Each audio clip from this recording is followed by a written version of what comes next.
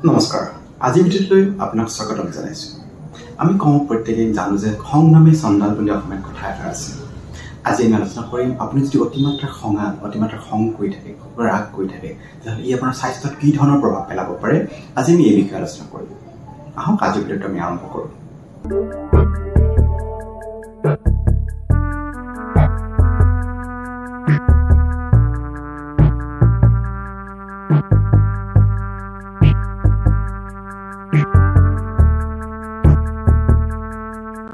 অতিমাত্ৰা যিখন ব্যক্তি খং কৰে বা ৰাগ কৰি থাকে ইয়াৰ স্বাস্থ্যত বিৰূপ প্ৰভাৱ পৰিব পাৰে এগৰাকী ব্যক্তিয়ে যদি অতিমাত্ৰা খং কৰি থাকে তো খঙাল হয় খুব সৰু সৰু কথাতে খং কৰে খুব সৰু কথাতে ৰাগ কৰে তাহলে ব্যক্তিগৰাকীৰ ৰোগ প্ৰতিৰোধ কৰাৰ ক্ষমতা দুৰ্বল হৈ আহিব পাৰে ইমিউন সিস্টেমটো উইক হৈ আহিব পাৰে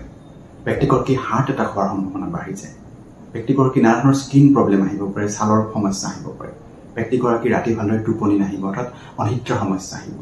ব্যক্তিগৰাকীৰ ব্লাড প্ৰেছাৰ উচ্চ ৰক্তচাপৰ সমস্যা বাঢ়িব ব্যক্তিগৰাকী কনষ্টিপেশ্যনৰ সমস্যা ভুগিব লগা হ'ব পাৰে ব্যক্তিগৰাকীৰ চিন্তা অৱসাদ ভাগৰ এনেকুৱা ধৰণৰ সমস্যাসমূহ বাঢ়ি যাব মূৰৰ বিষ অতিমাত্ৰা খঙত মূৰৰ বিষো বাঢ়ি যাব পাৰে আৰু ব্যক্তিগৰাকীৰ নিগেটিভিটি বাঢ়ি যাব ঋণাত্মক চিন্তাধাৰা বাঢ়ি যাব গতিকে এই মানসিকভাৱে বিৰূপ প্ৰভাৱ পৰিব গতিকে আপুনি যদি অতিমাত্ৰা খং কৰে অতিমাত্ৰা খং সৰু সৰু কথাতে খং কৰে আপোনাৰ খং বেছি যদি ৰাগ বেছি যদি সেইটো আপুনি নিয়ন্ত্ৰণ কৰক আপুনি মেডিটেশ্যন কৰক আপুনি যোগা কৰক আপনি নিয়মিত এক্সাৰসাইজ কৰক আৰু আপনি আপোনাৰ খং কন্ট্ৰোল কৰাৰ কাৰণে চেষ্টা কৰক